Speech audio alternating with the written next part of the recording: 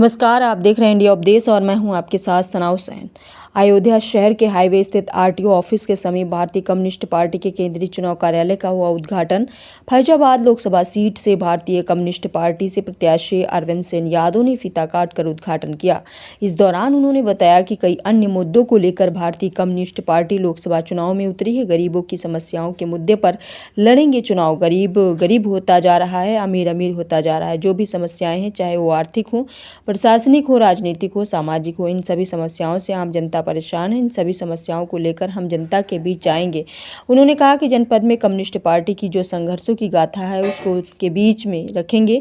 इससे पहले भी इस जनपद में कम्युनिस्ट पार्टी का एक इतिहास रहा है। कम्युनिस्ट पार्टी के विचार से लोग प्रभावित हैं। लोगों को एक विकल्प की तलाश थी, जिसके चलते मैंने ये विकल्प चुना है। जनता की समस्याओं को लेकर आम जनता के बीच जाऊंगा।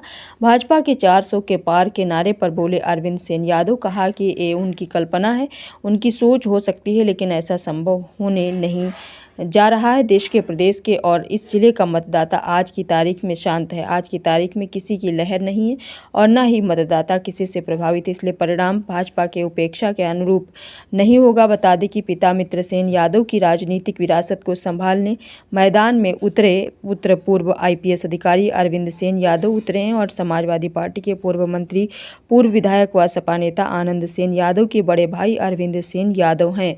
अयोध्या से ब्यूरो रिपोर्ट। आज हमारे केंद्रीय कार्यालय का जो 54 लोकसभा के संदर्भ में है, तो भारतीय कम्युनिस्ट पार्टी का केंद्रीय कार्यालय आज खुलने जा रहा है, जहां आप लोग आए हुए हैं। ये बताइए किन मुद्दे? देखिए, मुद्दे इतने सारे हैं जिन पे आप खुद भी जानते हैं। मुद्दा है चिकित्सा का, मुद्दा है शिक्षा का, मुद्दा है गरीबी का, मुद्दा है आर्थिक विषमता का, मुद्दा है गरीब होता जा रहा है, अमीर अमीर होता जा रहा है, मुद्दा है महंगाई का, मुद्दा है किसानों की समस्या का। इस समय मुद्दों की कमी नहीं है, बशर्ते कि उन मुद्दों को उजागर कैसे करना है, जनता के बीच में उसको ले जा करके किस तरह से हमको उनको समझाना है उसी, क्योंकि जनता आज की तारीख में धार्मिक तौर पे कहीं न कहीं उद्वेलित है। धार्मिक उसको लेकर के जो वो रचा गया है, उसके तले उसका राजनीतिक विचार आ गया है और हमारी जो राजनीति है, जो वोट की पद्धति है, वो धार्मिक पद्धति उसके तले प्रभावित है। इसलिए जनता जो मूल मुद्दे हैं जनता के, उनको अलग हटा करके और धार्मिक वातावरण बनाया गया है, जिससे कि जनता गुमराह होकर के उनके पक्ष में मतदान किया जाए। इस संदर्भ में इतना कह सकता हूँ कि संविधान हमारे भारत की आत्मा है।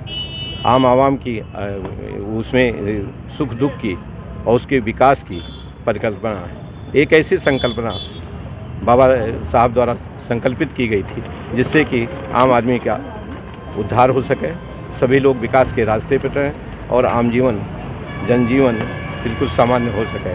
लेकिन जिस तरह से संविधान संशोधन की बात की जा रही है, वो न तो उचित है और शायद भारत के देश की जनता इसे स्वीकार नहीं करेगी। ये उनका अपना विचार हो सकता है, लेकिन ये सच्चाई नहीं है। सच्चाई आज की तारीख में भारत का मतदाता, प्रदेश का मतदाता, आपके ज़िले का मतदाता चुप है।